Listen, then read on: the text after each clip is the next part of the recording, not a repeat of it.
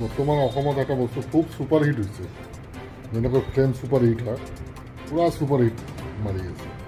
হিন্দু মুছলিম মন্দিৰ মছজিদ, গাহৰি গৰু গাহৰি গৰু গৰু গাহৰি। এইবাৰ ধুবুৰীৰ প্ৰাক্তন বিধায়ক ৰছুল হক বাহাদুৰে মুখ খুলিছে হিন্দু মুছলমানক লৈ। এইখন ৰাজ্যত প্ৰকৃত হিন্দু মুছলমানে শান্তি বিচাৰে, এইদৰে মন্তব্য কৰে প্ৰাক্তন বিধায়কজনে। বৰ্তমান অসমত চিনেমাৰ দৰে ছুপাৰ হিট মাৰি আছে গাহৰি আৰু গৰুৰ মাংস আৰু মন্দিৰ মছজিদক কেন্দ্ৰ কৰি। এই মন্তব্য ধুবুৰীৰ প্ৰাক্তন বিধায়ক ৰছুল হক বাহাদুৰৰ। উজনি আৰু নামনি অসমক 50-50 কৰি দিলে ভাল হয় বুলি মন্তব্য কৰে এগৰাকী প্ৰাক্তন বিধায়কে। লগতে তেওঁ কয়, এইখন ৰাজ্য আৰু BTRত সকলো সম্প্ৰদায়ৰ ব্যক্তিকে চৰকাৰে উচ্ছেদ কৰি আছে। তাৰ ভিতৰত ধৰ্মীয় সংখ্যালঘু সম্প্ৰদায়ৰ লোকক বেছিকৈ টাৰ্গেট কৰি লৈছে চৰকাৰে। অসমত হিন্দু মুছলমান যি চলি আছে, এয়া হ'ল একাংশ ৰাজনৈতিক নেতাৰ মুনাফাৰ বাবে। সদৌ শেষত তেওঁ একাংশ চৰকাৰী বিষয়া কৰ্মচাৰীৰ বাবে এনেধৰণৰ উচ্ছেদ চলি আছে। মুখ্যমন্ত্ৰীৰ ওচৰত একাংশ বিষয়া কৰ্মচাৰীয়ে নাম কৰাৰ বাবে কিছুমান ভুৱা তথ্যও যোগান ধৰি আহিছে। প্ৰাক্তন বিধায়ক ৰছুল হক বাহাদুৰৰ আমাৰ হাতত মন্তব্য আছে, সেই মন্তব্য আপোনালোকক শুনাই লৈছোঁ। মোৰ হিচাপতো চিধা হিচাপ, উজনিৰ নামত ডিভাইডেশ্যন 50-50 কৰি দিলে ঝামেলা খতম। উচ্ছেদ অভিযান মুছলমানক উচ্ছেদ কৰি আছে, অসমীয়াক উচ্ছেদ কৰি আছে, বড়োক উচ্ছেদ কৰি আছে। এইটো বৰ্তমান ছুপাৰ হিট। বৰ্তমান নিউজতে কওক, পৰ্টেবলত কওক, ফেচবুকতে কওক, ইনষ্টাগ্ৰামতে য'তে চাওঁ, মোবাইল খুলিলেও হিন্দু মুছলিম পাব আৰু TV খুলিলেও পাব। এনেকুৱা হৈছে কলেজ, স্কুল, নাৰ্চাৰী অব্দি। কিছুমান ফাইদাৰ কাৰণে এইবিলাক কৰি আছে দেই। হিন্দু মুছলিম যে কৰি আছে, কোনো পলিটিকেল ফাইদা লোৱাৰ কাৰণে এইবিলাক কৰি আছে। আৰু যিবিলাকে যে মাংস ৰাখে মন্দিৰ মছজিদত, গৰু মাংস আৰু গাহৰিৰ মাংস, এইবিলাক কোনো এক ধৰণৰ এক শ্ৰেণীৰ মানুহ। চব হিন্দু মানুহ নহয়, চব মুছলিম মানুহ জড়িত নহয়। অশান্তি কোনেও নিবিচাৰে। এইটো এক শ্ৰেণীৰ কিছু ক্লাছ আছে, হিন্দুতো আছে, মুছলমান আছে। এওঁলোকে এইবিলাক কৰি খুব আনন্দিত, খুব ফূৰ্তি পায়। এইবিলাক কৰাৰ পিছত আকৌ ৰাতি মদ চদ খায়, কোনোবা ফূৰ্তি বাৰ্তাও কৰে। এইকেইটাৰতো ধৰ্ম নাই, নে হিন্দু ধৰ্ম আছে নে মুছলমান আছে। ধৰ্মটো কোনোটো বেয়া নহয়, নে মুছলিম ধৰ্ম বেয়া, নে হিন্দু ধৰ্ম বেয়া, নে খ্ৰীষ্টান ধৰ্ম, নে জৈন ধৰ্ম বেয়া। ধৰ্মটো ধৰ্মই, কিন্তু ধৰ্ম নামত কিছুমান এইবিলাক কাম কৰা মানুহে ধৰ্মটোৰ নামত বদমাচি কৰি আছে। মছজিদ মন্দিৰটো ডিফাৰেঞ্চ কি আছে? একোতো ডিফাৰেঞ্চ নাই।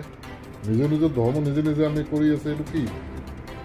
এদিন চাব, এইবোৰ কৰি থাকাতে চাব, এদিন অসমত এনেকুৱা এটা ঘটনা ঘটিব যে ডিভাইডেশ্যন 50-50 উজনি আৰু নামনি। এই যে উচ্চবন্তৰ নামত আমি কিছুমানে কওঁ যে এটা মুছলিম মানুহৰ কাৰণে গোৱালপাৰাত উচ্ছেদ হৈছে, বা নলবাৰীত উচ্ছেদ হৈছে, বা ধুবুৰীত বা বিলেশ্ৰীপাৰাত বা আলমগঞ্জত, মানে আমি তেনেকুৱা ভাবি লওঁ। কিন্তু আপুনি লখিমপুৰত যাওক, অসমীয়া মানুহ উচ্ছেদ কৰিছে, অসমীয়া হিন্দু মানুহ। কোকৰাঝাৰত যাওক, BTIত বড়োলেণ্ডৰ মানুহ পৰি আছে।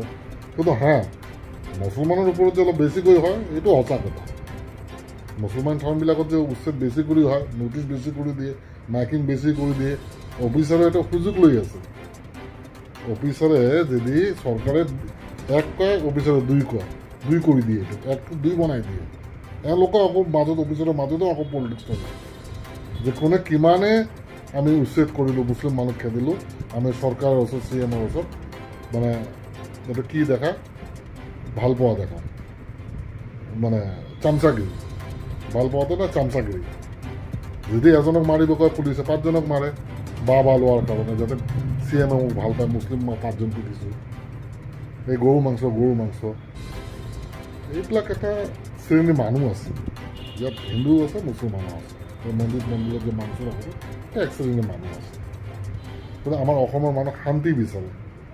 আমি সকলোৱে জনগোষ্ঠী আমি মিলি জুলি ইমান দিনৰ পৰা হৈছোঁ, হাজাৰ শ বছৰ। কিন্তু বৰ্তমান এইটো ছুপাৰ হিট হৈ গৈছে হিন্দু মুছলিম অসমত। আপুনি বাতৰি কাকতে কওক, TVতে কওক, পৰ্টেবলত কওক, ফেচবুকত কওক, ইনষ্টাগ্ৰামত, খালি এইটো বৰ্তমান নম্বৰ 1 হিন্দু মুছলিম। খালি মানুহৰ এটা মানে কামটো পকি গৈছে আমাৰ, কিন্তু এটা এনেকুৱা কাম একদম সমস্যা। ক'ত মাংস থৈছে, কোন মন্দিৰত গৰু থৈছে, কোন মছজিদ গাহৰি থৈছে, হিন্দু এলেকাত উচ্ছেদ কৰিছে নে মুছলিম এলেকাত কৰিছে। মানে আৰু যিকোনো কাম কাজৰ ক্ষেত্ৰত যাব, আপুনি হিন্দু মুছলিম পাব।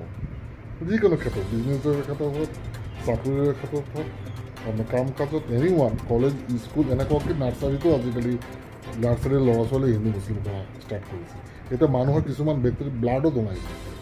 আমাৰ ৰাজনৈতিক নেতাবোৰে কিছুমান ব্যক্তিৰ ব্লাডো ধোনাই দিছে এদিন চাব অসমৰ পৰিস্থিতি বেছি আমি ডেভেলপমেণ্টৰ চিন্তা কৰোঁ কিমান দূৰ ডেভেলপমেণ্ট হ'ব নাজানো কোনো হিন্দু মুছলমানটো এইটো ঠিকমতে আমি কৰিব যাওঁ সেইটো ঠিক নহয় সেইটো কোনো ঠিক নহয় গৌৰীপুৰৰ পৰা চাহাবুদ্দিন মোল্লাৰ ৰিপৰ্ট অমৃত নিউজ অমৃত প্ৰবাহ অসমীয়া সাপ্তাহিক কাকতৰ ডিজিটেল সংস্কৰণ অমৃত নিউজ সত্যৰ সন্ধানত অমৃত নিউজ